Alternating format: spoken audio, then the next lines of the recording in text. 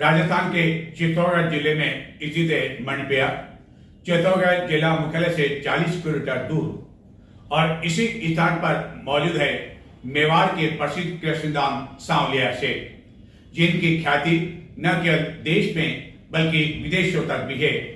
प्रति महीने सांवलिया सेठ का भंडारा खोला जाता है और लगभग 18-19 करोड़ रुपए की राशि निकलती है।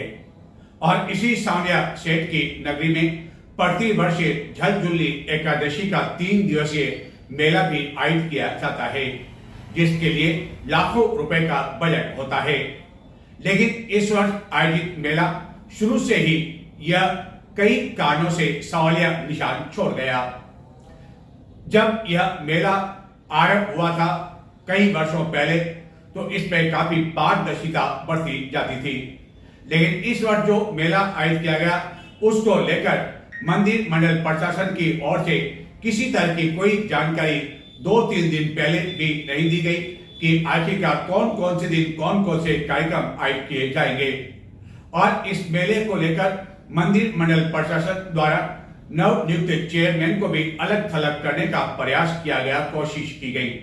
और इसी मेले में 2 सितंबर की रात्रि को अखिल भारतीय कवि सम्मेलन का आयोजन किया गया, जो कि पूरी तरह से फ्लॉप शो साबित हुआ। स्थिति यह थी कि माइक व्यवस्था ऐसी फैल हुई कि दूर दराज स्थानों पर बैठे श्रोताओं को कोई भी आवाज तक सुनाई नहीं दी। बीच बीच में वह शोर भी करते रहे कि उन्हें कोई आवाज नहीं आ रही है। लेकिन मंच पर कविता पाठ कर रहे कवियों ने इसे हंसी में नजरअंदाज कर दिया। और माइक सिस्टम फेल होने की वजह से कवि क्या पढ़ रहे हैं, यह दूर बैठे श्रोताओं को कुछ भी समझ में नहीं आया। इस कारण हम आपको पूरा ये जो कवि सम्मेलन जाते हुए भी आपको नहीं सुना पा रहे, क्योंकि माइक सिस्टम कैसा था आप स्वयं देख लेंगे और आप स्वयं परख लेंगे कि आखिरकार इस मेले में इस तरह के कवि सम्मेलन की माइक व्यवस्था आखिरकार फेल क्यों हुई, कौन इसके लिए कारण रहा और किस तरह का यह कवि सम्मेलन रहा, आप स्वयं कर सकते हैं इसका आंकलन। जल झुल्ली एकादशी मेले के उपलक्ष्य में चित्तौड़गढ़ जिले के मंडपिया में स्थित मेवाड़ के प्रसिद्ध कृष्णधाम सांवलिया सेठ की नगरी में 2 सितंबर मंगलवार रात्रि को अखिल भारतीय कवि सम्मेलन का आयोजन किया गया, जो कि पूरी तरह से फ्लॉप शो साबित रहा। केवल 3-4 कवि ही अपनी छाप छोड़ने में सफल रहे। स्थिति यह थी कि सांवलिया मंदिर जैसे पवित्र धार्मिक स्थल पर भी इस दौरान कवियों द्वारा मदिरा पर भी कविताएं पढ़कर वाह लूटनी चाहिए। एवं इस दौरान माइक सिस्टम भी लगातार खराब होने की वजह से दूर दराज स्थानों पर बैठे श्रोताओं को कवियों की आवाज़ तक नहीं आ रही थी। एवं बीच बीच में श्रोता इस बात को लेकर अपनी आवाज़ भी उठाते रहे कि उन्हें किसी तरह की कोई आवाज़ नहीं आ रही है।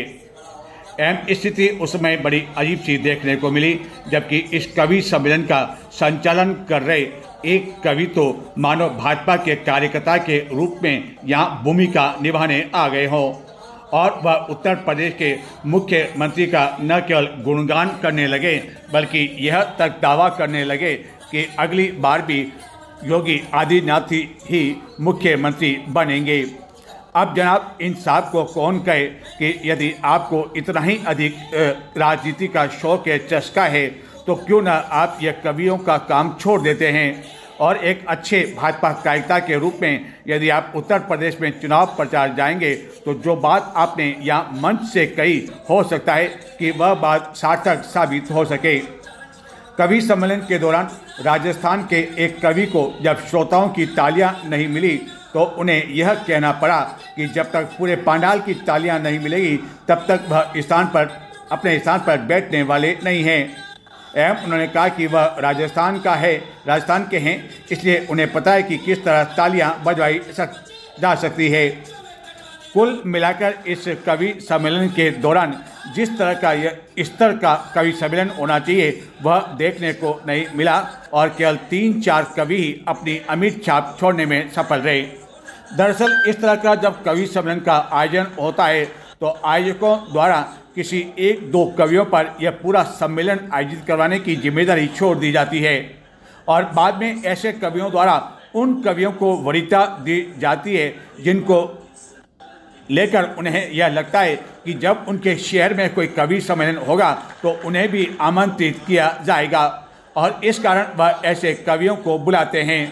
जबकि होना यह चाहिए कि इस तरह के कवि सम्मेलन को लेकर आयोजकों को सीधे कवियों से संपर्क करना चाहिए, लेकिन ऐसा होता नहीं है और कुछ कवि बिचौलिए की भूमिका निभाते हैं, यानी कि तुम मुझे बुलाओ, मैं तुम्हें बुलाऊंगा।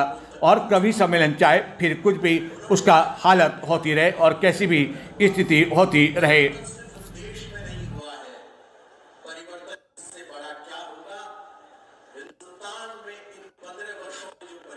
मेरे रघुनाथ कचरे के ढेर को कंगूरों से मिला दिया, कश्मीरी सेब और केसर के कहा काहे हमें सड़े से अंगूरों से मिला दिया। कश्मीरी सेब और केसर ने ये कहा कि काहे हमें सड़े से अंगूरों से मिला दिया।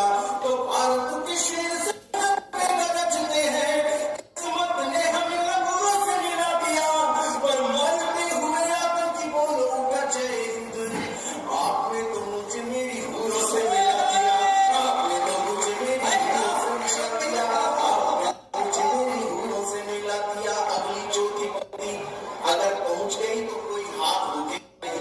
मुझे पता है, मुझे तालियां बजवाना आता है, मुझे बहुत अच्छे से पता है कि मैं इस पूरे पंडाल से हाथ खड़े करवाकर ही अपना दम लूंगा, क्योंकि राजस्थान का रहने वाला हूँ और जानता हूँ कि राजस्थान क्या सुनता है और राजस्थान क्या सुनाता है। चार पंक्तियां मैंने कहा कि इतने आतंकवादी बने, जन्नत में हूरों की संख्या भी फिक्स हो। मैदान से एक ताली ना उठे।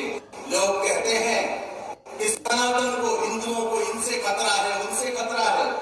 मैंने केवल एक बात की, सनातन को किसी से कोई खतरा नहीं है। सनातन को अगर खतरा है तो उन नकली सनातनियों से है जिन्होंने सनातन का आवरण ओढ़कर सनातन का व्यापार किया है। चार पंक्तियां अगली पढ़ रहा हूं, पूरे दिन इंस्टाग्राम पे देखते हैं। निवेदन कर रहा हूं, अगर अच्छी लगे अपने हाथों को आसमान में उठाइएगा ताकि ये मंच सच कहने की हिम्मत रख सके। निवेदन कर रहा हूं, सुनिएगा कि जनता की प्यास को बुझाने के लिए नेताजी फाइलों के बाक्सों पे झील बना रहे हैं। जनता की प्यास को बुझाने के लिए नेताजी फाइलों के बाक्सों पे झील बना रहे हैं।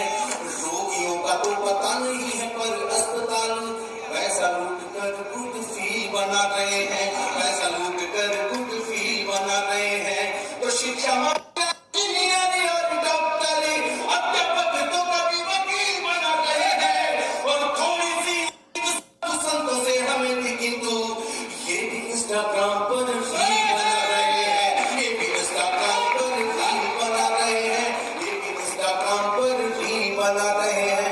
अगली चार पंक्तियों में और थोड़ा कड़वा होता हूँ और आपका समर्थन करता हूँ कि सैकड़ों के अंक में अगर जो कमाना हो तो इसी जगह के ठेकेदार बन जाइए। हजारों के अंक में अगर जो कमाना हो तो माल जमा कर जमादार बन जाइए। तो छापना चाहिए अगर रोज के लाखों रुपए तो जीत चुनाव सरकार बन जाइए। और रोजाना के करोड़ों रुपए यदि कमाने हैं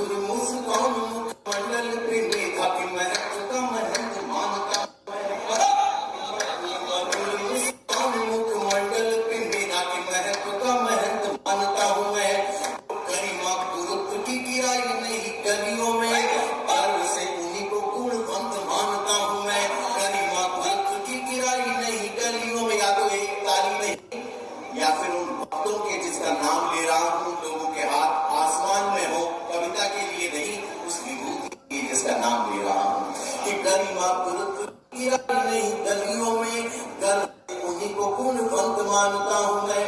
तो अविरल अपनी शक्ति पुरुष को अनंत मानता हूं मैं। और मुझसे पूछोगे कि संत कैसा होता है तो प्रेमानंद जी को सच्चा संत मानता हूं मैं। शर्म आती है सूचना देते हुए मेरे देश के युवाओं, अभी एक फिल्म आई सैयारा, आदरणीय विधायक और मंत्री यहाँ पर बैठे होंगे और युवा पीढ़ी बैठी है। मैं कसम देता हूं कि एक ताली मेवाड़ की मिट्टी से नहीं चाहिए और सच बोल दिया हो, बदतमीजों को मैंने जवाब दे दिया हो। फिल्म देख थिएटर के अंदर रो रहे थे जैसे उनके माँ बाप नहीं। शर्म आनी चाहिए। मैं अगली 4 पंक्तियां जो पढ़ रहा हूं, या तो पूरे कवि सम्मेलन की अब तक की सबसे बड़ी खामोशी दे दीजिएगा, मैं इसे भी सम्मान समझूंगा। कहना चाहता हूं, आज मुझे नहीं पता कि किसी पार्टी की बात हो रही है या नहीं, लेकिन मैं एक बात जानता हूं कि आज राजस्थान, आज उत्तर प्रदेश, आज भारत का कोई भी मंच ऐसा नहीं है जहां पर आप लोग देशभक्ति की बातें दिल खोल के ना कर सको। ये केवल इसलिए हो सका क्योंकि आपने इस पंजे की जगह उस कमल को आशीष दिया, अपना साथ दिया, जिस कमल के ऊपर मां सरस्वतियां हैं। मैं उनमें सब एक को आमंत्रण देना चाहता हूं कि वो आए और जो तवा देशभक्ति का बहुत तेजी के साथ अशोक जी ने गर्म किया है, उसके ऊपर कुछ फुहारे डाले और आपके मन में कहीं श्रृंगार की ऐसी आराधना करें। वो श्रृंगार ऐसा नहीं है जिसको सुनने में हम लोगों को शर्म आए। वो श्रृंगार ऐसा है जिस श्रृंगार में नेमीनाथ और राजू का प्रेम बसा है। वो श्रृंगार ऐसा है जिस श्रृंगार में भगवान श्री कृष्ण और राधिका का प्रेम बसा है। उस श्रृंगार को गाने वाली एक कवित्री हमारे बीच से आई है, श्रीवास्तव। मैं उनको आमंत्रण देता हूँ। पंक्तियां मुझे याद आती है, हस्ताक्षर करना तालियों के। ये अक्षरों के स्वर को दिल का साज देता हूँ, शब्द को भी रंग की परवाज देता हूँ और ताली बजाने के लिए तैयार हो जाओ, गीत की गंगा को आवाज देता हूँ। नमन करती हूँ, समृद्ध मंच को बार बार प्रणाम करती हूँ। आप लोगों से तालियां बजवा लेने वाले अद्भुत संचालक महोदय को प्रणाम करती हूँ और अध्यक्ष महोदय की अनुमति लेकर प्रारंभ होना। अभी तक किसी ने अध्यक्ष महोदय की अनुमति नहीं। हजारीदास जी हमारे रेगुलर जो अध्यक्ष हैं वो समिति के अध्यक्ष हैं और हमारे मंच के अध्यक्ष हैं वो आदरणीय बाबू जी हैं, तो दोनों की आप ले सकते हैं। मैं आप सभी की अनुमति चाहती हूँ। एक बार चाहती हूँ कि आप सब लोग थोड़ी सी तालियां बजा के मुझे आदेशित करें। मैं लखनऊ से आपके बीच आई हूँ। आदरणीय पार्थ नवीन जी का आभार जिन्होंने मुझे इस समृद्ध मंच का हिस्सा बनाया। नवीन दहिया जी को अतिरिक्त आभार। मैं शुरू करती हूँ, मंच का ध्यान रखती हूँ। बहुत समृद्ध मंच है, मैं सबसे छोटी हूँ, इसलिए मुझे आपके आशीर्वाद की, आपके प्यार की, मंच के आशीर्वाद की सबसे ज्यादा जरूरत है। मैं शुरू होती हूँ, सुनिए। हर श्रोता का प्यार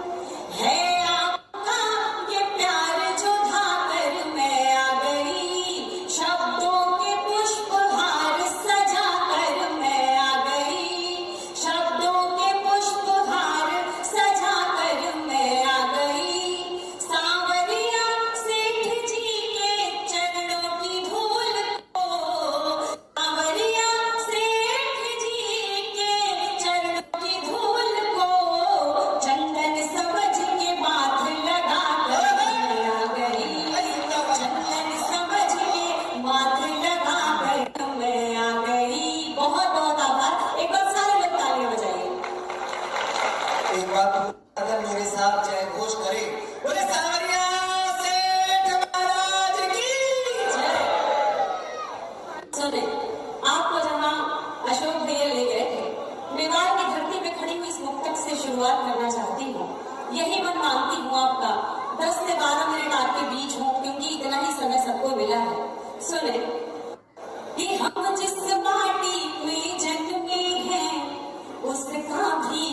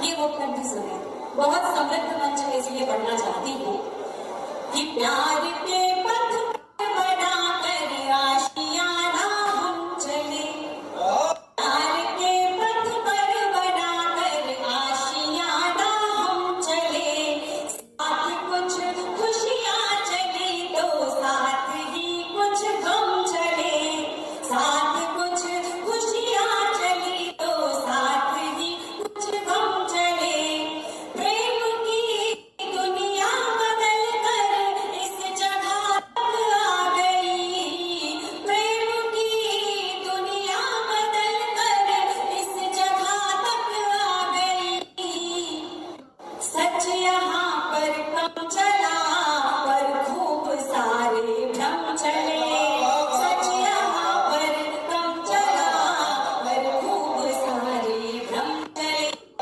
एक बार आप लोग थोड़ी सी तालियां बजा दीजिए, मैं एक गीत पढ़ना चाहती हूँ। बहुत अच्छे शेखा जी, स्वागत। मैं राधा की कहानी में, हम सावरिया सेठ के पावन प्रांगण में बैठे हुए हैं। शुरू करती हूँ। स्वागत। सुनो, कुछ नहीं होगा दादाजी, आपको अभी 8-9 साल और जीना है। आइए सुनिए, थोड़ी सी तालियां बजा दीजिए आप लोग। कि मैं राधा की कहानी में अगर घनश्याम लिखती हूँ, क्या बात है। मैं राधा की कहानी में अगर घनश्याम लिखती हूँ, मैं राधा की कहानी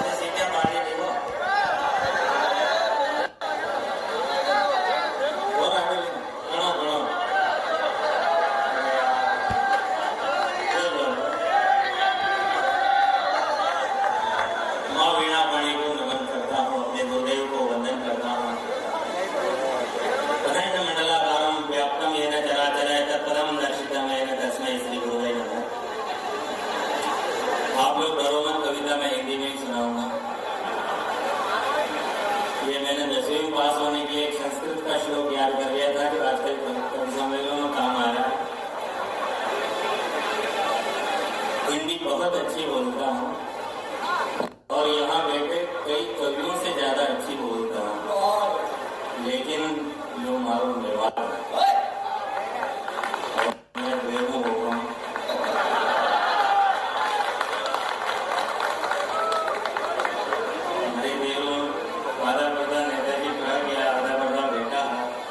आनंद चाल रही है, बहुत बढ़िया कवि सम्मेलन चाल रही है। कोरोना में आप लोग तो जेल पहुंची इतना लोगों ने, मैं तो लॉकडाउन के अंदर एकदम जेल में पड़े थे, घर में घरवाली घूर घूर कर देखे, बाहर पुलिस लेटर लेकर के बैठी हुई, और हम घरवाली को ज्यादा घूर कर देख लें तो वो मोदी जी का पर्चा दिखा दे, 2 गज दूरी, मास्क है जरूरी। अब आदमी जाए तो कहाँ जाएगा? मतलब इंसान कोरोना के अंदर बहुत परेशान हो गए, जीवन छूटने छूट गए लोगों को। और आप का आदमी आपने जीवन छूट जाओ तो आपने तो अटैक आ जाओ नहीं, मेवाड़ आपने तो मोहल्ला में शादी है, आपने नूतन आवे तो आपने फोन कर कहता भाई साहब चौराई की शादी है, मानना बुला रही 20 गुलाब जामुन खाबा बात तो अपने संकट बैठे हमारे डॉक्टर मना कर लेके तो तुम कर क्यों रहे? कुछ लोग अदर में झूल गए, हम दूध जलेबी भूल गए, रबड़ी के केवर भूल गए, मिर्ची के केवर भूल गए। आप कहाँ काबू कतली वो थोड़ी पतली पतली हलवाई देखे बरस हुए, मीठा खाने को तरस रहे। इस कोरोना के